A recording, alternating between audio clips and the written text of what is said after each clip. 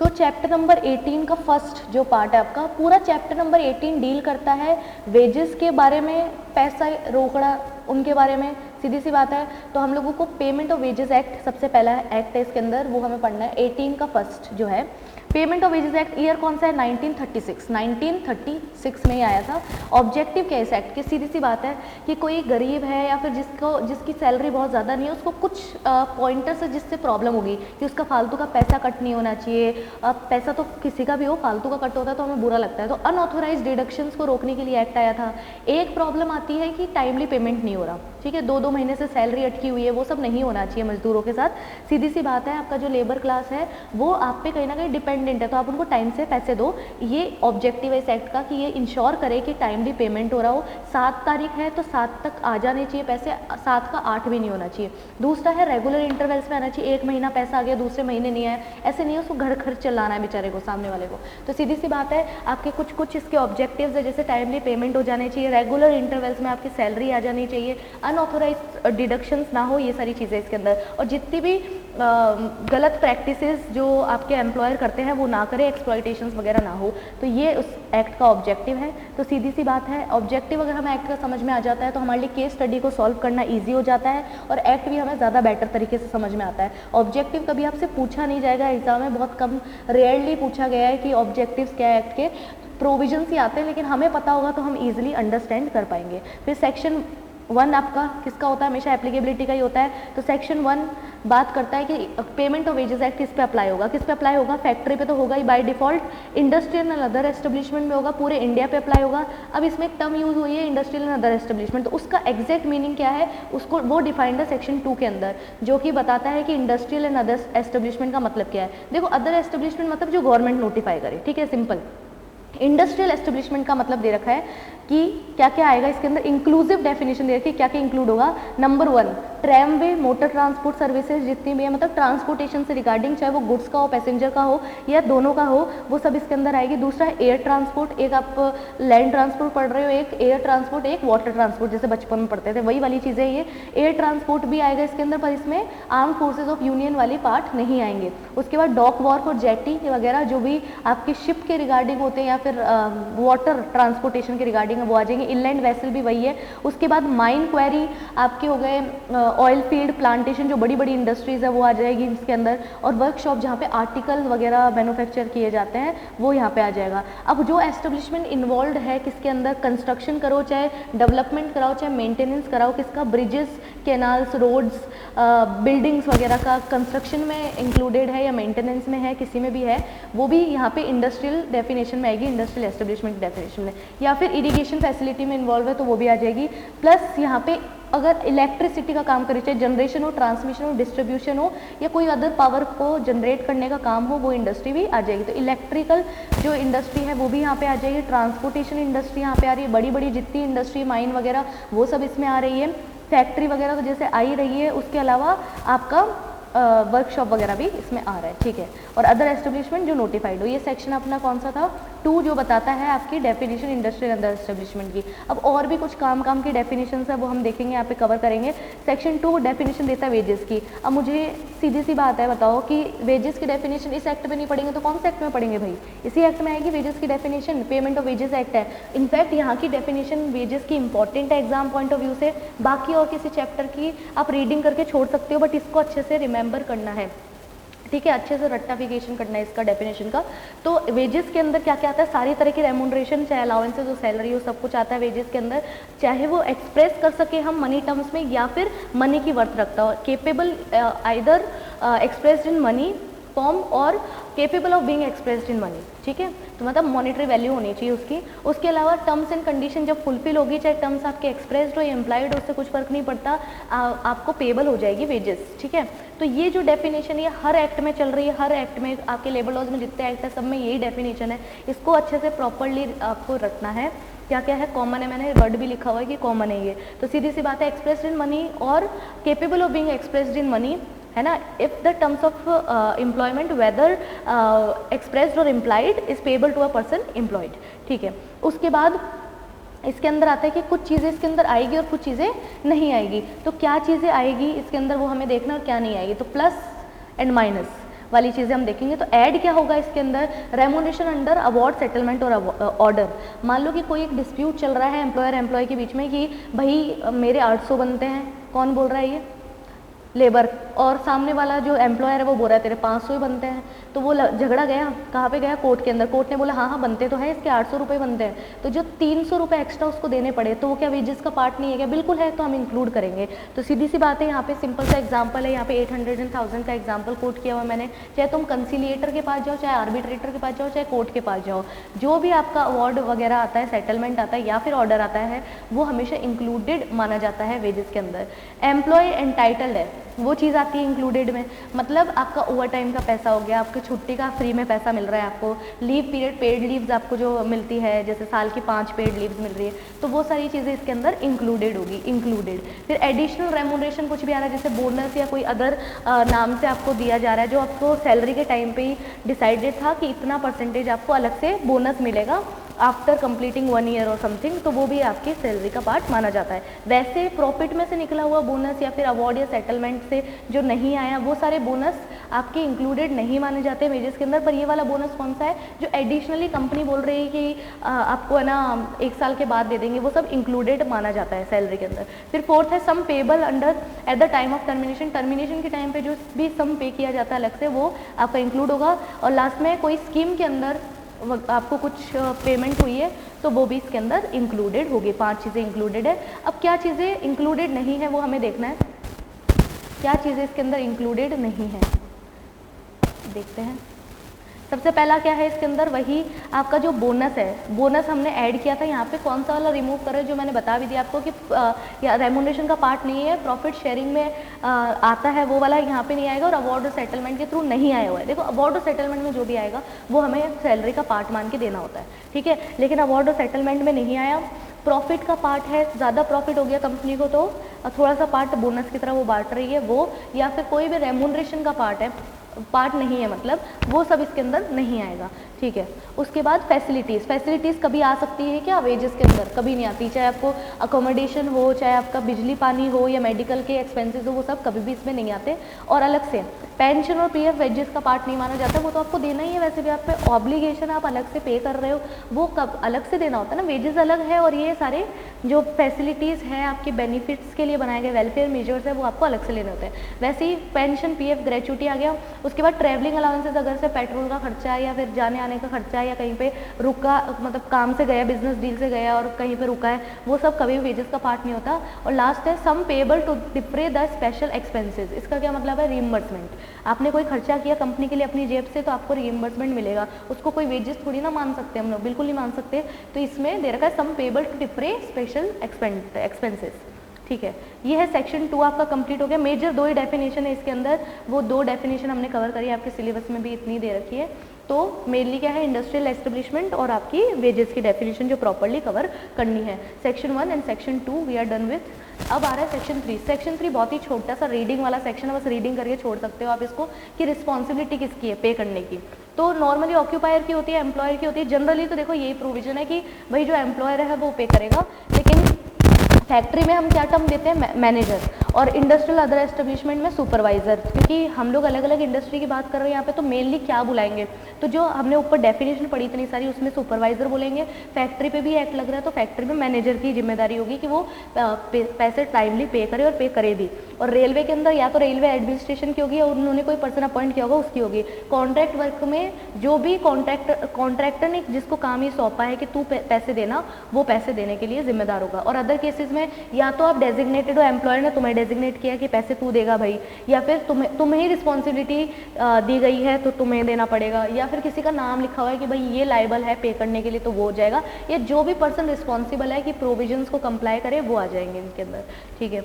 उसके बाद section 4, section 3 तो रीडिंग का सा था। सेक्शन 4 बोलता है कि भाई, सेक्शन 4 बहुत छोटा सा सेक्शन है, वो इतनी सी बात बोलता है कि जो भी पर्सन रिस्पॉन्सिबल होगा जो पे करने के लिए, जो ऊपर अभी हमने पढ़ा सेक्शन 3 में, जो भी पर्सन स्पेसिफाइड है जिसको पेमेंट करना है, वो एक वेज पीरियड फिक्स करेगा जिसके रिगार्डिंग आपको पैसे देने पड़ेंगे। वो 1 महीने से ज़्यादा नहीं होना चाहिए, इतनी सी बात बोलिए। वेज पीरियड और टाइम पीरियड में डिफरेंस होता है। वेज पीरियड मतलब जिस टाइम के लिए, जिस टाइम में आपने काम किया उसके लिए आपको जो पैसे दिए जा रहे हैं, जैसे 1 महीने मैंने काम किया तो मुझे पैसे मिलने चाहिए 1 महीने के, तो 1 महीना क्या है, वेज पीरियड है मेरा, वेज पीरियड।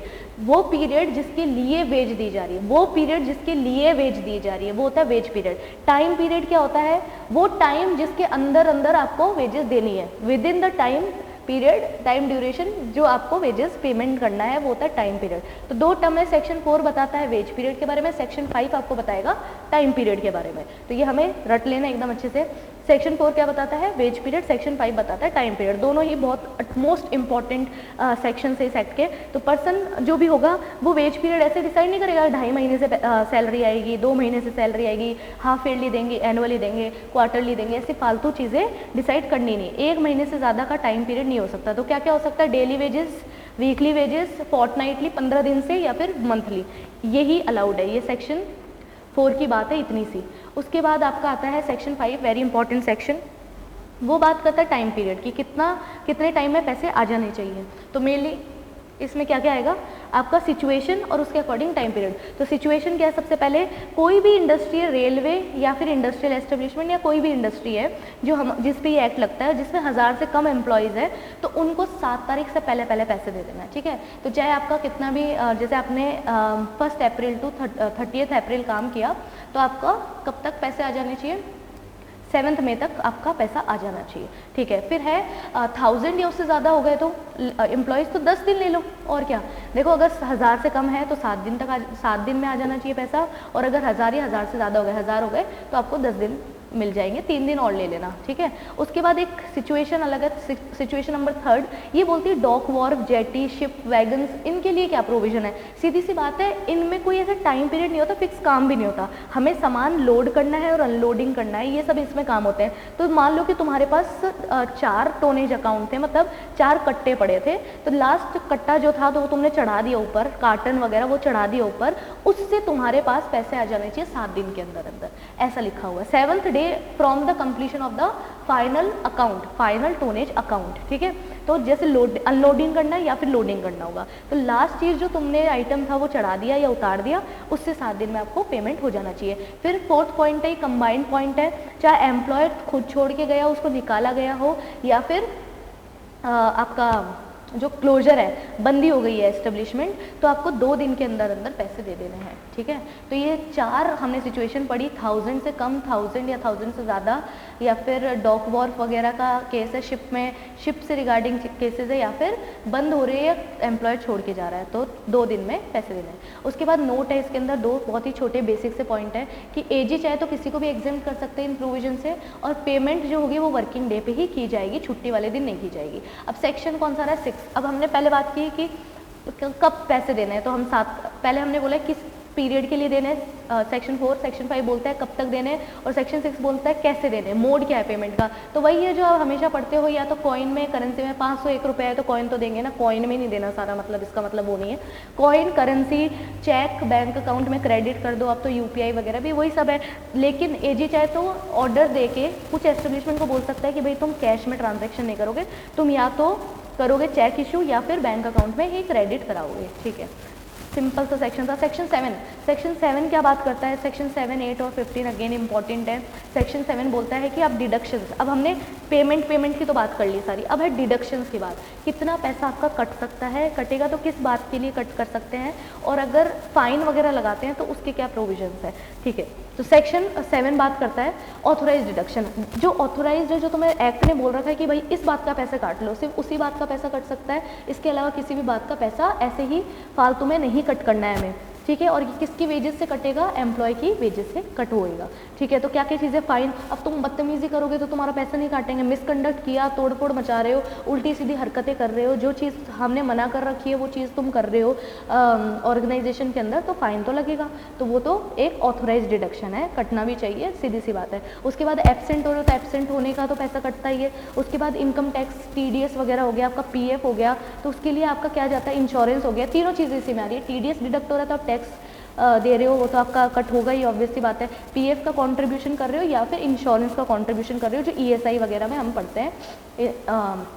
तो अपनी इंश्योरेंस के लिए आगे के लिए आप पैसा कट करके दे रहे हो अपनी सैलरी में से, तो वो ऑथोराइज्ड ही है, फालतू में कट नहीं किया जा रहा है। फिर है डैमेज, आपने कुछ डैमेज कर दी प्रॉपर्टी ऑर्गेनाइजेशन की, तो आपका पैसा डिडक्ट कर सकते हैं। एमिनिटीज़, हाउस अकोमोडेशन, इन सब का भी पैसा और उनकी चॉइस पे है कि वो पैसा डिडक्ट करते हैं कि नहीं करते। बिजली पानी वगैरह दे रहे हैं तो कई जगह पे फिक्स एक स्टैंडर्ड अमाउंट कट होता है, जैसे 500 का बिल आता है हर बार, पानी कितना भी यूज़ करो तो वो कट कर रहे हैं ना, तो वो सारी चीज़ें ऑथोराइज्ड है, वो कर सकते हैं। और ओवर पेमेंट कर दिया, कई बार है ना, एक मंथ में आपको 20,000 सैलरी है, आपको दे दी 21,000, तो अगले महीने 19,000 ही आएगी, वो वाली चीज़ है। ओवर पेमेंट, एडवांसेस वगैरह, लोन इंटरेस्ट, आपने लोन ले रखा है अपने एम्प्लॉयर से, तो वो इंटरेस्ट के साथ आपका लोन का अमाउंट कट कर रहा है, तो ठीक है वो करेगा ही, फिर आपने लोन लिया था क्योंकि।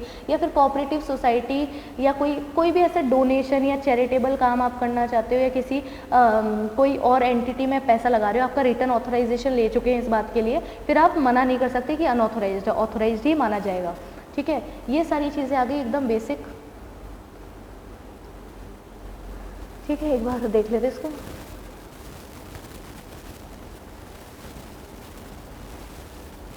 उसके बाद देखो क्या आता है सेक्शन आपका, सेक्शन नंबर 8। अभी ऊपर हमने पढ़ा था ना फाइन, तो फाइन का भी क्या प्रोविजन, फाइन कितना भी कट कर सकते हैं क्या? जैसे मान लो 20,000 की सैलरी और 15,000 का फाइन, ऐसे नहीं कर सकते, एक स्टैंडर्ड होता है फाइन का भी। फाइन के रिगार्डिंग प्रोविजंस है, सेक्शन 8 भी काफ़ी इंपॉर्टेंट है, वो सिर्फ फाइन के बारे में ही बात करता है, फाइन्स के बारे में। तो सबसे पहली चीज़ जो हम देख रहे हैं इसके अंदर वो क्या है, फाइन शैल बी, एक मिनट में इसको और जूम आउट कर दूँ। देखो फाइन्स का फर्स्ट प्रोविजन क्या बोलता है, fine shall be imposed on act और ओमिशन। भाई तुम कुछ या तो गलत काम करोगे या जो तुम्हें सही काम करना था वो तुम भूलोगे, तो फाइन तो लगेगा। तो इसमें दो कंडीशंस है बेसिकली, आपको फर्स्ट और सेकंड जो सब सेक्शन दे रखे हैं वो ऐसे ही दे रखे हैं। फर्स्ट सब सेक्शन बोलता है कि जो एसजी अप्रूव करे, और सेकंड सेक्शन बोलता है कि भाई आप जो sub section, second sub section बोलता है कि जो प्रिस्क्राइब्ड अथॉरिटी नोटिफाई करे। तो मैं ये रिकमेंड करूँगी या तो आप सेक्शन वाइज इसको लिखें, सब सेक्शन ना कोट करें, या फिर पॉइंटर्स बना के लिख दो। यहाँ पे ऐसे ऐसे पॉइंटर्स बना के लिख सकते हैं इसके अंदर, क्योंकि अगर आप सब सेक्शन कोट करोगे, गलत करोगे तो आपका आंसर गलत हो जाएगा। तो ऐसे पॉइंटर्स बना के भी हम प्रोविजन मेंशन कर सकते हैं, मार्क्स नहीं कटेंगे आपके पे। ठीक है, तो सेक्शन 8 के हम सब सेक्शन ना पढ़ते हुए पॉइंट्स बना लो अगर इजीली आपको याद होता है। अब देखो क्या है, सबसे पहले फाइन इम्पोज होगा कब, एक्ट और ओमिशन पे। कौन सा एक्ट, आपको तो कुछ भी बदतमीजी लग रही है, अरे मेरे को तू बोल दिया आप नहीं बोला, ये भी बदतमीजी लग सकती है, इसके लिए क्या फाइन कट कर दोगे क्या उसका? नहीं। ठीक है, तो आपको तो कुछ भी लग सकता है गलत, एक्ट या ओमिशन आपको कुछ भी गलत लग सकता है, पर वही एक्ट और ओमिशन के लिए फाइन डिडक्ट होगा जो या तो एसजी ने बोल रखा है या फिर प्रिस्क्राइब्ड अथॉरिटी ने नोटिफाई कर रखा है।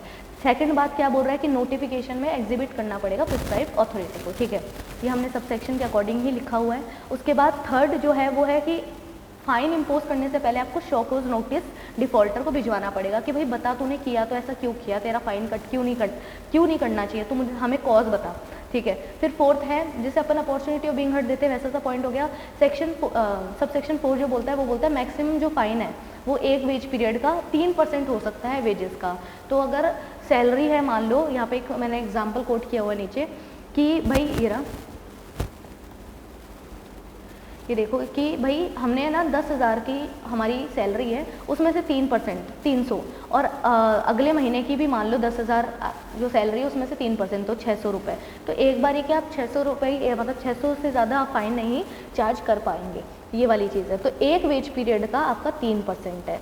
तो अब मान लो 3 महीने से वो कुछ उल्टे काम कर रहा था और चौथे महीने पता चला, तो 3 महीने के उसके 30,000 का जो भी मतलब हर महीने का 3% है ना, वो आपको डिडक्ट करना पड़ेगा। जो भी अमाउंट आएगी वो आपकी मैक्सिमम फाइन होगी, उससे ज़्यादा फाइन इम्पोज नहीं कर पाएंगे। और अगर आपका एम्प्लॉय 15 से छोटा है, 15 साल से छोटा है, तो आपको फ़ाइन आप चार्ज नहीं कर पाएंगे उस पर, चाहे वो कुछ भी करे।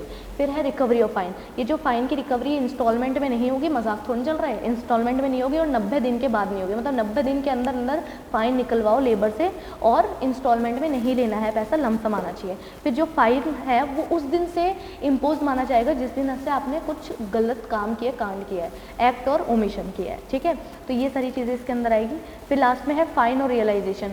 जो भी फाइन आपका आ रहा है, जितना उससे पैसा उसमें से निकल के आ रहा है फाइन चार्ज कर करके, उसका एक रजिस्टर बनेगा और वो जो रिस्पॉन्सिबल पर्सन है उसके पास रहेगा। और इसको कहाँ पे यूज़ करना है, फाइन और जो भी आपको फाइन का पैसा आ रहा है एम्प्लॉय के पास, अपनी जेब में रख लेगा कि वो नहीं, इसको for the benefit of employees ही आपको यूज़ करना पड़ेगा। ठीक है। तो बहुत ही काम का सेक्शन है ये। क्या क्या पढ़ा है इसके अंदर? सबसे पहले एक्ट और ओमिशन करोगे तो फाइन लगेगा। एक्ट और ओमिशन कौन बताएगा? नंबर 1 एसजी या फिर प्रिस्क्राइब अथॉरिटी बताएगा। उसके बाद क्या पढ़ा हमने इसके अंदर कि भाई जो फाइन होगा वो मैक्सिमम आप कितना, पहले फाइन चार्ज करने से पहले आपको अपॉर्चुनिटी ऑफ बीइंग हर्ड देना पड़ेगा, शो को नोटिस देना पड़ेगा। फिर हमने बोला मैक्सिमम कितना फाइन कट कर सकते हैं हम लोग, डिडक्ट कर सकते हैं हम लोग 3% एक वेज पीरियड का। उसके बाद हमने क्या पढ़ा कि एम्प्लॉय अगर 15 साल से छोटा है तो उस पर फाइन चार्ज नहीं किया जाएगा। फिर फाइन की रिकवरी आपको इंस्टॉलमेंट में नहीं करनी और 90 दिन के अंदर अंदर करनी है। उसके बाद इन्होंने क्या बोला हुआ है कि फाइन उस दिन से इम्पोज माना जाएगा जिस दिन एक्ट हुआ है। और लास्ट जो भी फाइन और रियलाइजेशन हो रहे हैं, आपको जो भी पैसा मिल रहा है उसका एक रजिस्टर बनेगा और लास्ट में उसको बेनिफिट ऑफ द एम्प्लॉय के लिए यूज़ करना है। ठीक है। अब सेक्शन 5 है, काफ़ी बड़ा सेक्शन है। इसमें 4 सबसेक्शन हम पढ़ने वाले हैं, subsection 1, subsection 2, subsection 3, subsection 4। Section 15 बात करता है क्लेम्स के बारे में। या भाई दो ही चीज़ें इसके अंदर हो रही है, हमें पता ही है क्या, या तो हमारा टाइम से पैसा नहीं आ रहा या हमारा फालतू का पैसा कट किया जा रहा है। क्या बोला मैंने? या तो हमारा टाइम से पैसा नहीं आ रहा या फिर हमारा फालतू का पैसा कट किया जा रहा है। तो पहले तो हम देखेंगे कि हम किसके पास जाए मांगने क्लेम। तो सबसे फर्स्ट सबसेक्शन 1 किसका होगा? अथॉरिटी। भाई कौन सी अथॉरिटी जिसके पास हम अपनी शिकायत लेके जाएं कि भाई हमारा फालतू का पैसा कट किया जा रहा है, हमारा पेमेंट डिले हुआ जा रहा है, ये सब। तीसरी ये जो सेक्शन ये बात करता है वो करता है कि फालतू का क्लेम नहीं करना। आप सिर्फ अपने एम्प्लॉयर को, अपने मालिक को परेशान करने के लिए फालतू का क्लेम रेज कर रहे हैं, उसके बारे में भी सेक्शन 15 ही डील करता है। इनफैक्ट सेक्शन 15 सबसेक्शन 4 जो है वो इसी के बारे में डील करेगा, मैलिशियस एंड वेक्सेशियस क्लेम, जिसमें लेबर पे फाइन लगेगा, एम्प्लॉयर पे नहीं लगेगा, क्योंकि वो उल्टी सीधी शिकायतें कर रहा है। समझ में ये चीज़? तो पहले हम पढ़ेंगे कि अथॉरिटी कौन है जिसके पास ये क्लेम लेके जाएं। वो नहीं पता होगा तो हम लेके जाएंगे कहाँ क्लेम। तो देखो अथॉरिटी नंबर 1 जो है आपकी वो है कमिश्नर फॉर वर्कमेंस कंपनसेशन। नाम से समझ में आ रहा है वर्कमेंस कंपनसेशन। ठीक है। आपके साथ कुछ गलत होता है तो आपको कंपनसेशन मिलता है, तो वर्कमेंस का कंपनसेशन के लिए commissioner for workmen's compensation, CG के ऑफिसर कोई से भी हो सकते हैं, रीजनल लेबर कमिश्नर या assistant labour commissioner. Assistant labour commissioner है तो उसके पास 2 साल का एक्सपीरियंस होना चाहिए। और स्टेट गवर्नमेंट का ऑफिसर तो सिर्फ असिस्टेंट लेबर कमिश्नर से नीचे का आदमी नहीं होगा और 2 ईयर्स का एक्सपीरियंस इसको होना चाहिए। फिर है प्रिसाइडिंग ऑफिसर। प्रिसाइडिंग ऑफिसर कहाँ का हो सकता है? या तो लेबर कोर्ट का या फिर इंडस्ट्रियल ट्रिब्यूनल का। अब लेबर कोर्ट, इंडस्ट्रियल ट्रिब्यूनल, ये सब क्या बात है, क्या है, कहाँ पे डिफाइंड है? Under the industrial disputes act 1947 पे डिफाइंड है। उसके बाद जज, अगर आप हो सिविल कोर्ट के या फिर जुडिशियल मजिस्ट्रेट के, तो आप यहाँ पे आराम से अथॉरिटी की तरह चेयर कर सकते हैं। ठीक है। तो यहाँ पे 5 हमारे पास ऑप्शंस हैं अलग अलग डिफरेंट। ये सारी किस में आती है? आपकी अथॉरिटीज़ की डेफिनेशन में आती है, जो मतलब इस एक्ट के अंदर मामला सुन सकती है। ठीक है। इसके अलावा जो भी अदर प्रिस्क्राइब्ड हो वो ये क्या करेंगे? हियर करेंगे और डिसाइड करेंगे सारे क्लेम्स। अगर एजी को लगता है कि एक से ज़्यादा अथॉरिटी की ज़रूरत है तो वो वैसे अपॉइंट कर देगा। ठीक है। तो अभी हमने सबसेक्शन 1 में क्या पढ़ा कि हम लोग क्या कर रहे हैं, कौन सी अथॉरिटी के पास जाए हम लोग ये अपनी क्लेम की एप्लीकेशन लेके। उसके बाद सबसेक्शन 2 जाएगा कौन जाएगा और कितने टाइम में जाएगा, कौन जाएगा और कितने टाइम पे जाएगा, किसके पास जाना है। सबसेक्शन 1 बताता है सेक्शन 15 का अथॉरिटी कौन सी है। सबसेक्शन 2 के अंदर है कौन जाएगा और कितने दिनों में जाएगा। तो कौन जाएगा इसके अंदर? कौन जाएगा? खुद पर्सन हिमसेल्फ, मतलब लेबर खुद, या उसका लॉयर जा सकता है, लीगल प्रैक्टिशनर, या फिर कोई रजिस्टर्ड ट्रेड यूनियन भी उसके बिहाफ पे केस कर सकता है, या इंस्पेक्टर कंप्लेंट कर सकता है कि भैया टाइम पे पैसे वैसे नहीं देते या अनऑथोराइज डिडक्शन करते हैं, ये सब। या फिर जो अथॉरिटी हमने ऊपर सबसेक्शन 1 में पढ़ी है ना, उनकी परमिशन से कोई भी जा सकता है। तो ये लोग जा सकते हैं, एक बार देख लीजिए।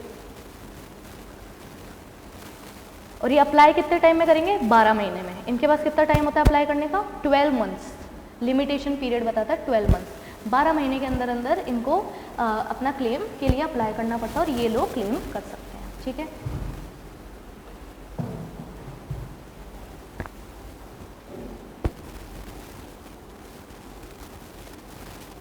फिर सबसेक्शन 3 काफ़ी इंपॉर्टेंट है, काफ़ी सारी बातें करेगा सबसेक्शन 3 कि हम लोग, अब देखो हमारा काम खत्म हो गया ना, हमें अथॉरिटी पता चली सबसेक्शन 1 में कि भाई अथॉरिटी ये इनके पास जाना है।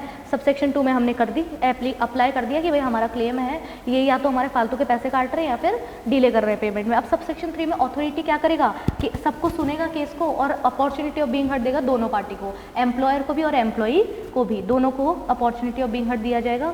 और फिर डायरेक्शन देगा डायरेक्ट करेगा अथॉरिटी, या तो बोलेगा कि अरे तुमने फालतू का पैसा काटा है तो रिफंड करो, टाइम से पेमेंट नहीं है, पेमेंट अटका हुआ तो पेमेंट करो, और साथ में कंपनसेशन, तो अथॉरिटी क्या कर रहा है, सुन रहा है case, opportunity of being heard they रहा है कि अपनी अपनी बातें रखो, दोनों को दे रहा है, आपको एम्प्लॉयर को भी दे रहा है और आपके मतलब वर्कर को भी दे रहा है, दोनों को दे रहा है, और साथ में डायरेक्ट क्या कर रहा है कि या तो रिफंड करो या फिर डिले जो पेमेंट है वो पेमेंट करो और लास्ट में कंपनसेशन दो, ठीक है। उसके बाद पेनल्टी भी लगाएगा, ऑब्वियस सी बात है, ऐसा तो है नहीं कि अरे पेमेंट नहीं दे रहे थे, नहीं दे रहे, है ना, जब कोर्ट का बुलावा या पेमेंट कर दिया, अरे ऐसा मजाक थोड़ा चल रहा है, कंपनसेशन भी तो देना पड़ेगा आपको, कंपनसेशन भी देना पड़ेगा क्योंकि आपने किसी के साथ राइट्स को हार्म किया, किसी के राइट्स को, और साथ में पेनल्टी भी देनी पड़ेगी क्योंकि आपने नॉन कंप्लायंस किया है, ठीक है। तो ये सारी चीज़ें, तो मतलब पेमेंट प्लस पेनल्टी प्लस आपका कंपनसेशन, तीन चीज़ें आपको करनी पड़ेगी डायरेक्शन में, ठीक है, कंपनसेशन वगैरह देना पड़ेगा। अनऑथोराइज डिडक्शन अगर किया है आपने तो जितना भी डिडक्शन किया उसका 10 गुना, सुना है 10 गुना लगान लगेगा, ठीक है, तो 10 गुना अमाउंट आपको देना पड़ेगा, और अगर डिले पेमेंट कर दिया तो आपको मिनिमम 1500 का जुर्माना है और मैक्सिमम 3000 का जुर्माना है। लेकिन ये एप्लीकेशन चलने के दौरान, जब ये अथॉरिटी के पास एप्लीकेशन चल रही थी, रनिंग केस के अंदर आपने पेमेंट कर दिया डिलेड पेमेंट का, तो मैक्सिमम 2000 ही फिर आपसे ले सकते हैं, 3000 का जुर्माना नहीं आएगा। ये चीज़ें यहाँ पे नोट की तरह मैंने नोट डाउन करी हुई, एक बार देख लीजिए।